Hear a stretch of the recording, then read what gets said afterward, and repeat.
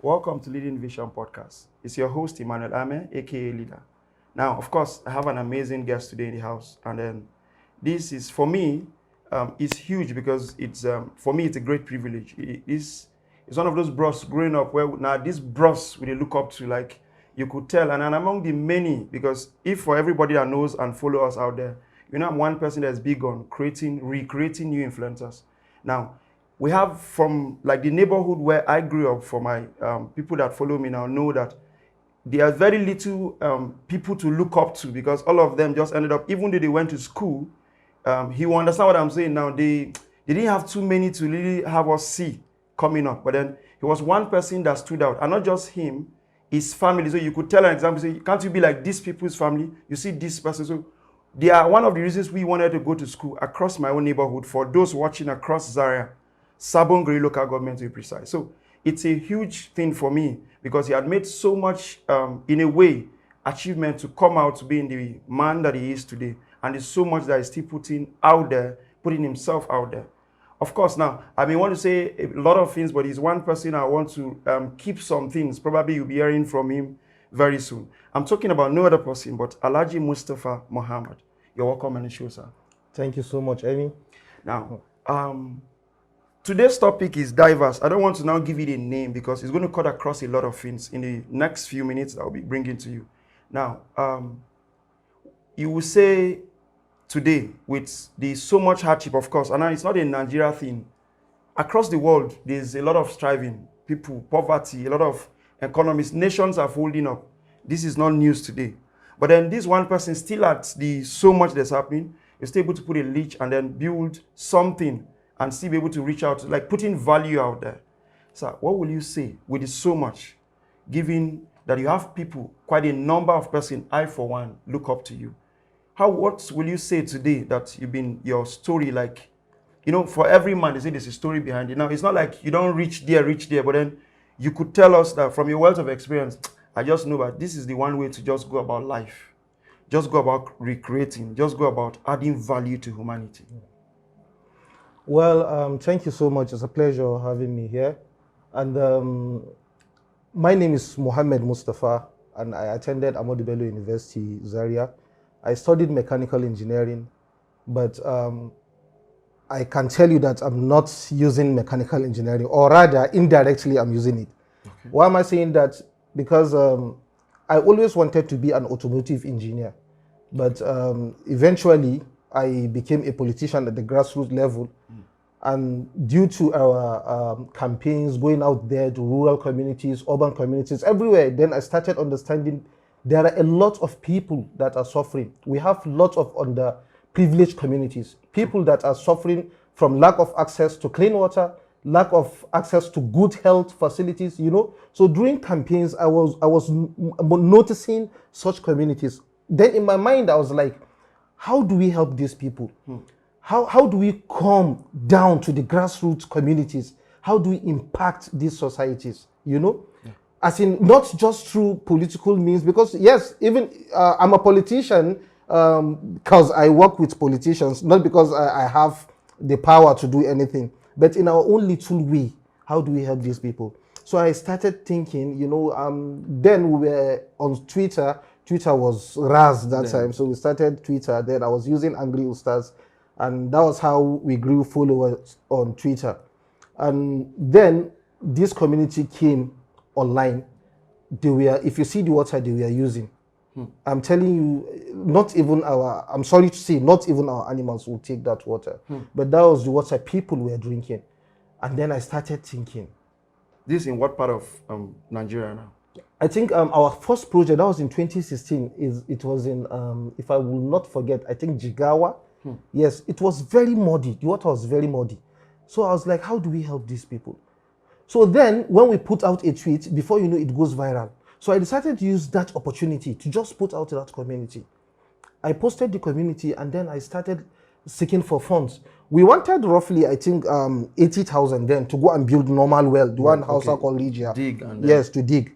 So eventually we raised up to like 200,000. Okay. That was in 2016. So we raised 200,000, and then we went to the community to make assessment, and we verified the story. you know. So we went there, built a well for them. Normal well, not borehole. You needed to see how these people were so happy. Like some of them were even crying for a well. Just to get water. Just to get water. In our houses, like we all know, some of us will leave the taps on. We can't even, some people don't drink tap directly. Directly. You choose either you want to use Faro or Ragolis or Swan water, you know. So there are people who don't drink pure water, which is very fine. But we are so comfortable that we even forget the blessings that God has granted upon us. True. The things we take for granted are luxuries to others. Yeah, definitely. I'm telling you, you go to these places, you give them well, and they start crying. They are so happy because that is the only source of clean water they have. The question is, in this environment, are there not rulers, maybe like their traditional leaders, like maybe like a house of assembly? Nobody does any of this for them around them. Let me tell you, these problems are very massive. They are very massive. It's not like the government is not working. The government is trying. There are lots of NGOs, they are trying. There are lots of philanthropists that go out there to do, but we cannot do everything. We all have to give our own little quota. We don't need to wait for anybody to do something. When we collectively help these people, that's when we make great impact, you know? So the government is trying. There is urban renewal projects. There are rural renewal projects as well. You see rich people going to these communities, but when you still go out there, you still see communities that are suffering. Now this is not for food, though. This is just the basic water. Some of them wake up as early as 3 a.m., 4 a.m. to start trekking maybe 10 kilometers, 15 kilometers to nearby rivers. Now, this is not, if they are struggling to get water like this, I'm wondering if for electricity. Who is talking about electricity? Who is talking about electricity? These people are living from hand to mouth. Like, let me have water to drink, food to eat. That's all. They don't do anything. Their children don't go to school because they have to wake up in the morning to go to the river. If they spend, let's say, 3 hours, they wake up around 5 a.m., they have to spend 3 hours to get to the river. And then another 3 hours to come back. When do they have time to go to the school? They don't go to school. The women don't do anything. It's only the men that farm. So even the people that go to the river are basically women, girls, and children. You see? So they don't have anything, basic amenities, not hospitals, nothing. And it's not like the government is not doing its best. It is doing its best, but we still have a lot to do. True. We still have a lot to do. You see all these people, they don't have good food to eat. And that's how they live. They don't even care. It's not like they're questioning the government. There are local government chairmen. We have councillors. The governor is there. You know? I know they are doing their best, but when you go out there, some of them don't even know of these communities. Of course. It's when we are seeking for votes, when we start going out there, that's when we see some of these communities. But when you are in governance, when you are on that seat, you hardly remember people there, which is very sad and unfortunate. Now, over the years, what will you say? Like, I'm sure you've achieved so much. I follow you on your social media, like majorly Facebook. And I can't count, I've lost counts of communities. I think you were in, is it Jigawa now? Even in Kaduna State here, you were just in one, they like dig a well, is it well or a borehole, like very recently. And like, even in Kaduna, I'm thinking we are there, like, Kaduna.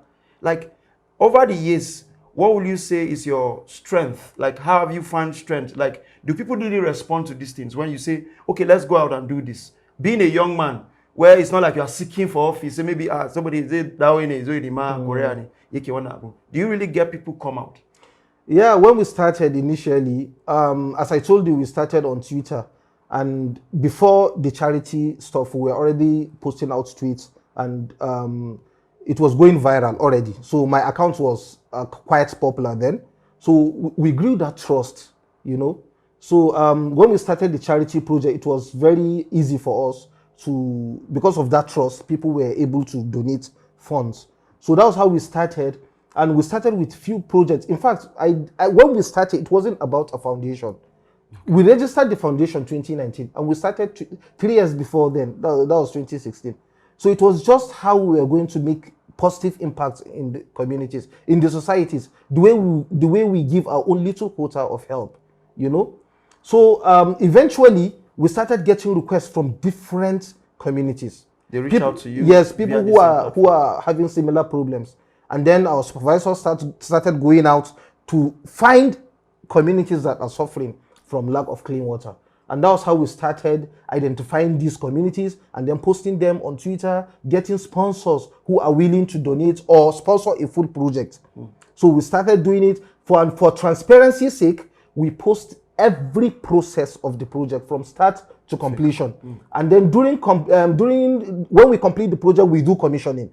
During commissioning, we hand over the project to either the village head or any religious head there, so that nobody will come and claim ownership. Okay. The project is purely for the public. And then we do that handover because we want to track the project to make sure and ensure it's still functional. Okay. And in case of any maintenance, we exchange numbers so that they reach out to us. So that's sending of projects process to potential respective sponsors showed that transparency in what we are doing. Yeah. So that was how we continued. And I can tell you today we have at least 1,700 projects since we started. Already concluded or already concluded in the space of 6 years. In the space of 6 years, all over 19 northern states, and then Kwara, Oshun, Oyo, Ogun. Yes. States. Wow. We wanted to even go to Enugu one time like that, but because we wanted to dig borehole, then we used to dig borehole around less than 1 million. And when we went to Enugu, they gave us a cost of almost 25 million naira. To dig a borehole. To dig a borehole. Now, is it proper because they want to do their chua-chua? No, not really. You know, the topography is not the same. The depth of water is not the thing. You know, you have to drill down the ground and maybe the casing, and then cost of materials might not be the same with nuts and the other side. So we were not able to do the project actually because we didn't have the resources. Okay. Now this just one. Now you're one person among quite, I think, millions of young people that have at least the same privilege in a way that you have. But then how many minds have you seen that, okay, maybe you're doing water, let somebody else be doing something else, trying to maybe bring healthcare, some, you know, basic necessity information to these people, like to their doorstep during these things. How many do you know, like on a personal, you can say, okay, I think there's this young man in maybe Kanu, this young man somewhere that's doing something like this? Yeah, there are a lot of people, as I told you, a lot of people are actively engaged in these charitable projects. You know, there are people who are doing the education part. We wanted to start that, to go to rural areas. As we are building wells, we wanted to build schools. We've built like quite a number of schools. Even in Zaria, in Sabongaria, in Dogarawa, we built one school there. There is a school there. A government, now you put it, the government is a free school? Or? No, it's a free school. We built it from scratch and then handed it over to the community. Wow. Yes, we built another one in Taraba. I think we have a school in Nasarawa. Yes. So we built quite a number of schools. But what we wanted to do... And all in this in 6 years? Yes, in 6 years. Not fair, you need to clap. You need to clap, my friend. Clap. Let this in. No, in 6 years? Yeah, in 6 years. You know, it's really not easy. It's not something that is easy. You know, times without number, I like get tired. Of course. Especially from the workers. Now you have a job. Now this is not like this is what you do like 100%. You have something else you still need to go on. And then you have to do that, and you have to make sure everything is moving smoothly. Of course. And then when the supervisors send feedbacks, I have to post on all the social media platforms and then send to the respective sponsors. So every day I have to do that. Wow. As I'm talking to you now, I'm sure my phone must have new updates from supervisors. We have supervisors all over the 19 northern states. Presently, we have like 30 ongoing projects. 30? Yes, we have like 30. And the list of this project is how much? The list, like? You know, the prices kept changing as over time. When we started, it was around 80,000, but recently it's 140,000 for a well. That's the normal region. Then for borehole, that has a range. Though we give an average cost, but the cost of a borehole depends on location, because you have to go and do the geophysical survey to determine the depth you are going to drill, and the drillers charge per meter.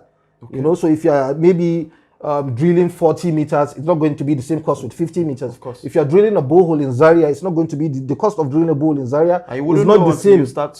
No, you have to do the survey first. Okay. The survey determines the depth. Deep you go. Yeah. Okay. So, and you cannot compare Zaria to places like Sokoto, Yobe, or far Borno because of the topography of the soil. So, but for borehole now, with the hand pump, we used to buy hand pump for 180. Hand pump now is 380,000. Wow, like a whole, like 200,000, yes. Man, so if you want to build a standard borehole, an average of 50 meters now, at least you keep 1.5 million. A manual hand pump, yes. Wow. And we still have people who sponsor it, because there are people who want to do these things. They are just looking for the right avenue, you know, because of the too much Yahoo guys and fraudsters. So people are afraid to give out their money. Even me, sometimes when people want to give me money, I have to answer a lot of questions.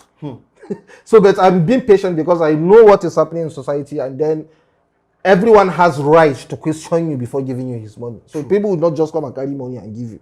They will question you, what are you going to do? Where are you going to do it? How do you intend to take care of it? I want to see it. Some people will even say, write my name on it to be sure it's your project. Wow. So you know, Islamically, they say when you want to give charity with your right hand, don't even allow your left hand to know. In essence, like, give charity without anybody knowing. It should be between you and God. Yes. But it's all about intention. Sometimes it's even advisable to let people know that you are giving out that charity so that you encourage others to do it. Yes. You understand? True. So for me, I advise people to even make a signpost or write their names on it. It gives that trust and confidence. True. They know that, yes, this is my project. True. You know, there was this woman that sponsored a well one time like that. So we now wrote her name on the well. This well was built on behalf of Hajia so person. Please kindly pray for her. And during the commissioning, almost all the villagers, it was in a far rural Fulani community, all of them came out. They were so happy, they were crying, they were praying for this woman. When I sent her the video, this woman called me and was crying. She could not believe it. Herself? Yes. She could not believe it. She was like, see how people are praying for me for just this little amount. Please, I want to build 10 more. Wow. So we had to get more communities, you know, and then she paid the money and we went out there, built more wells for her in her name. Now, you mentioned something, you said how that no trust, because these fraudsters and co now don't let regular people trust these NGOs and co. Yes. Then how do you deal with those?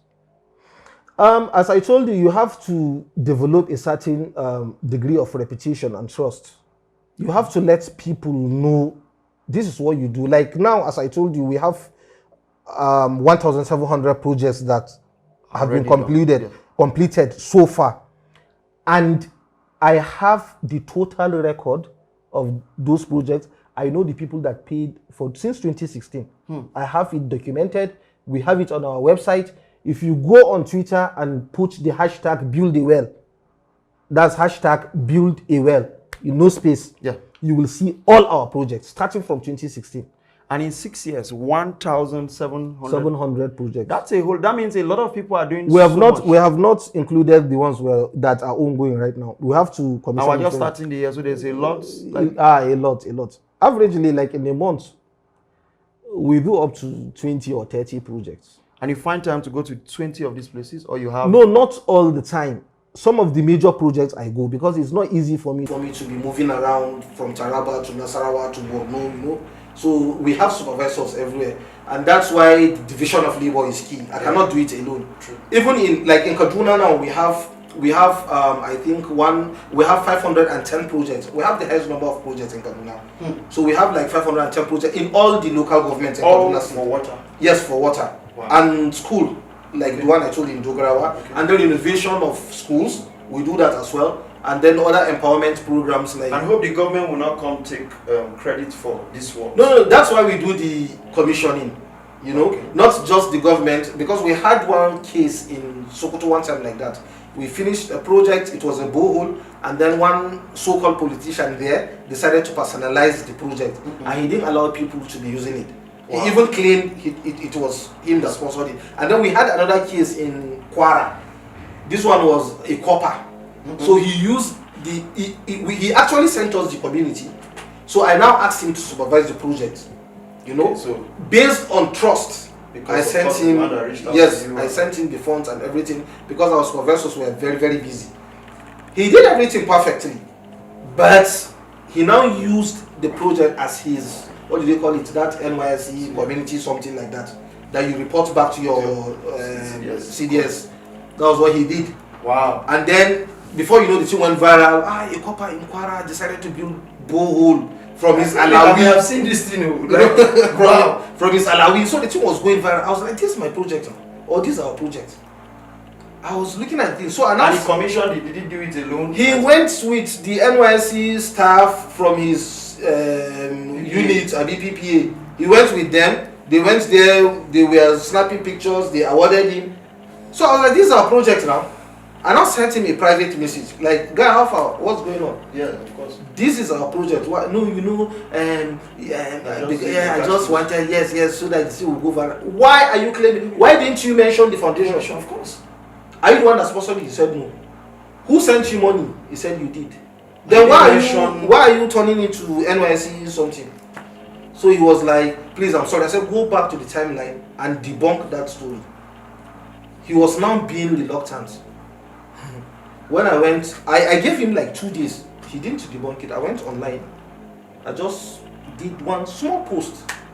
Before you knew it, it went viral and the thing went back to his office. People were just, somebody was like, I knew it. How you build bowl with your Alawi? How much is your Alawi? Are you have to eat and go? Wow. So cases like that, that's why we do signposts and sometimes name our projects. Now, so going for now, do you have, like, of course, if you have your way, should you have more hands, more like more sponsors?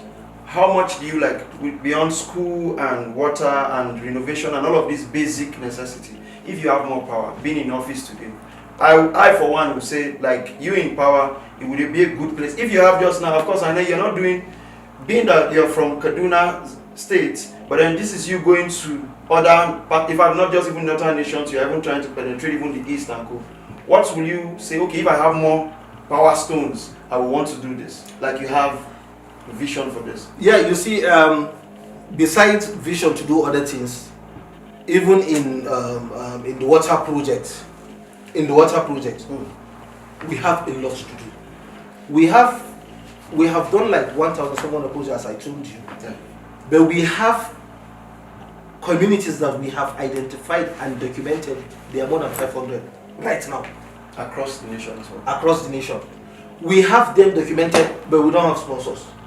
So anytime someone says, oh, Musti, I want to build a well, then we look from, if you have, like today, this morning, someone said he wants to build a well in Ilori. He said in Ilori. And I went through our documented list. And find something around. We got like 20 Ilori communities there. So we sent to him, and he was so happy. He paid for the money, and we've already mobilized the supervisor and workers to start the work. So we need more sponsors. We need people to come in. All these things we are doing are just from individual sponsorship. People who are interested. It's not like it's coming from the government. We don't have any international intervention. We don't have any intervention from any ministry. It's something we are just doing on our own. Even having haven't put this so much still. Yes, and it's not like they are not seeing these things. They are seeing it. I've made several efforts to bring the government in, to let them know this is what we are doing and we need help. We need help because we have a lot to do. We have done our part, but we still have more to do. So we need people to come in. If it's our doing, we wouldn't want to be building wells. In 2024, you are still building wells and achievements. When you can build borehole, when people are building solar bowls. But since that is what we have, that's what we can use. That's what we can do. And these people do not care whether it's borehole or well. As far as it supplies water, that's what they need. Of course. People who go to... when they don't have to go this hours to get water. Exactly. So now, I think you have said one thing. You said, now, you just said to me, you said how that even you have tried everything to bring the government. But then there's this general thing. They say, Angry Ustaz is, he's with the government now. He's with Kaduna State government now. He's advisor, the former governor, he's this. So they think it's the government. So you're saying now it's not all of those things. The general public thinks that, don't worry now. It's mostly they are the ones funding what he's doing. So it's not even necessarily them, like the governor of Kaduna. It has nothing to do with the government. And I try as much as possible not to politicize our charity projects. You know, we don't want to bring politics into it. We don't care if it's. I'm a member of the APC, so I don't care if that particular community that we are going, it's PDP community. I'm a Muslim. I don't care if that community is a Christian community. What I care more about is how to help them. Humanity has no religion, it has no tribe. True. We have gone to places where they are not Hausas, they are not Yorubas, they are not Igbos. You know, we have worked in different communities. We have worked in different places. So if you want to help people, you don't go looking at, are they APC members or are they PDP members? No, you don't do that. Then clearly no, you don't do that. Even as a leader, if today you are being elected as maybe a councillor or chairman or governor, if you want to work truly for your people, you don't even look at who elected me. No, you don't. Because you now you're already the governor. Yeah. So don't matter.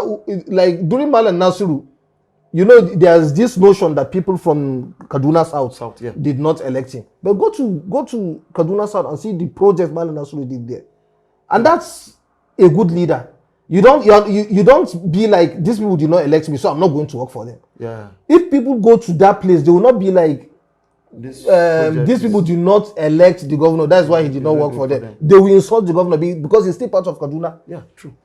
So as a good leader and as a philanthropist, as someone who is into charity, you don't select communities you work for based on religion or ethnicity or whatever. So what would you say your biggest strength is? Like, what has kept you going now? It's tough. I'm sure the pain of having 500 other projects with no one to even say, okay, I'm going to do this. What is giving you, like, why have you not quit? Why are you still pushing in 6 years? Despite you have your own challenge, and then the country, they even worse, and like, it's not really even making anything easy. Like you said, when you started this project, it was around 80,000, less than 100,000. Yeah. Now it's like times 3 of that same amount. What keeps you? And then what will you say is this thing is not really making me go for, like, okay, these are my like, will I say shots now, your default, like, okay, this is my reason why I'm not able to do more. If I have this, I could do more. Then if I'm doing more, this is the only reason that I'm still doing this. What will you say that is? See, let me tell you, ask anybody that is into charity projects, NGO, running an NGO entirely, it's not easy. It's not. Even if you have the money, it's not easy. Talk more of when you don't even have the money, you know? Because the workers will give you headache. Your supervisors will give you headache. By headache now, you don't mean maybe distrust, trying to go behind? No. I think ever since we started this, we only had one case of a fraudulent supervisor. Okay, collect money and will not do the work. You collect money and edit a project and send as the new project. Wow. So he did for like 2 projects, and when I got to know about it, I got him arrested. Okay. And he kept begging, and that was it. He stopped working for us, you know? So what I mean by the headache from supervisor, sometimes a supervisor is handling like 10 projects at a time. And then he will not go out there to see the progress of the project. You have to be calling him, how far? This project in social community, what's the update? Yeah. What's the progress? I need to send to the sponsors, of course. You know? So you keep calling them. I'm always making those phone calls, calling them to know because I have everything on my phone, I have them on my system. In case I lose my phone, I have them documented on my system. I don't want to, I have them on my iCloud, so that I don't even forget who is the sponsor. If you come to me today and say, Musti, I paid for a project in 2017, I'll just go to my record and check, is it true? Yeah. And I will know the community and everything. So handling the logistic part and everything is not easy. True. So times without number, I have felt like giving up. But whenever I remember the joy on the faces of these people in the less privileged communities, I beg God to give me more strength to continue. Because when you want to see real joy is during commissioning. When you commission a project, or maybe you are drilling a borehole and then water comes out, you need to see how these people start shouting and are so happy for water. The same borehole water that most of us will not even use. Yes. You know? So that joy you keep putting on people's faces gives us the strength to keep going. Because when you say, okay, you are tired, you now remember the kind of water people drink, other people that are suffering. All those communities that we have identified, okay, should they go to hell? You know? So we need to make efforts. We need to still see how we get sponsors to go and do for them, even though we cannot do everything. then we need to keep doing it. Let it be a lifetime project, so that even when you die, at least you'll be proud of something in your life. That, okay, I have done this, and I just pray God accept it and forgive my sins. You know, because it's the little thing that you do sometimes that God will just look at and do, and your certificate and all of those things cannot do for you. So okay, in closing, sir, thank you very much. I think this is a whole lot. Given we could, now you would just think now food be the problem of, like, it's a food. Maybe you think it's school fees. Now somebody in the same nation where we live, their own is just water, like where they have to go hours, and we maybe trekking to school in less than 30 minutes. I'm suffering, but then look at somebody that's struggling to just get water.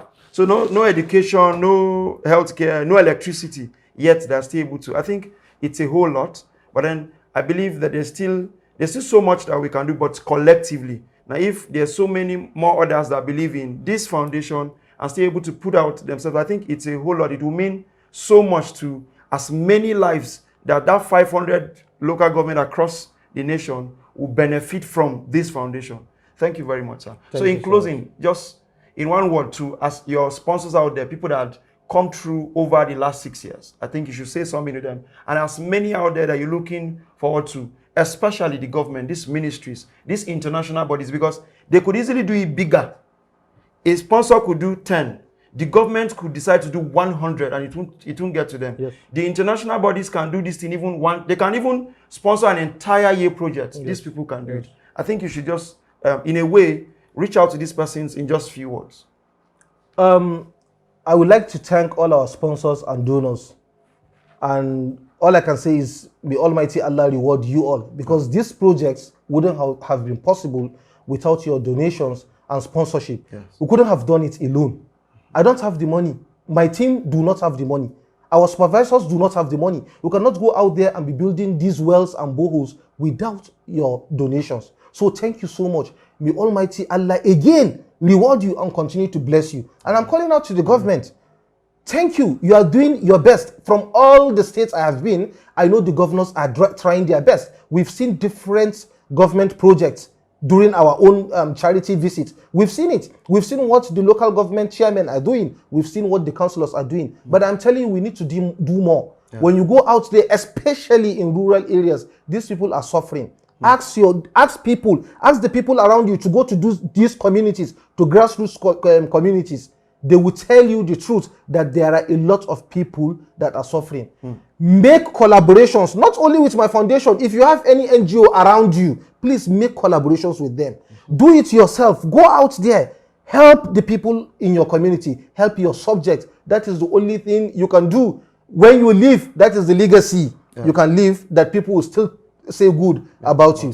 I am calling on international NGOs, on local NGOs, on the government, that please, let's have collaboration, let's have partnership to come together and continue to help the less privileged. Thank you so much. And of course, you've heard from angry Ustaz himself. So do you still use that angry Ustaz? Yeah, I do on Twitter. I still do. You know. Are you really angry, or you just? Yeah, I was actually. I was very, raz on Twitter. Then when we started, angry Ustaz. Okay, so it's not about your beards. No, it's not. I was very angry with a lot of things. Like, if I were the former angry Ustaz now, when things are hard, if you go on Twitter, I'm always ranting, always talking, always calling the government out, always calling people. But growth. Yeah, you need to change ways of putting your message out there. You don't need to be angry over everything. Because, of course, it's not really they say a hungry man is an angry man. Even though I'm not hungry, but I don't want that anger to continue. So sometimes you can put your message out with wisdom, without shouting and all. And one more time, please tell the viewers your social handles so that they could follow you. If you're on Twitter, just search Angry Ustaz. My accounts are there. And then if you are on Facebook, my name is Mohammed Mustapha. I post our projects also there. And then our website is www.wtnf.org.ng. That's Water Dinidi Foundation. That's the name of the foundation. Thank you so much. All right, to our amazing viewers out there, you've heard him all. I think this is a lot, and if we can be able to be doing this one, I think we'll get a better Nigeria is possible if we have at least quite good men like this. Thank you very much for coming. It's Thank a you pleasure. for it's a big one for Leading Vision. Thank you very much. Thank And you to my so amazing viewers, don't forget to follow us on all social media handles on Leading Vision podcast. Thank you very much, guys.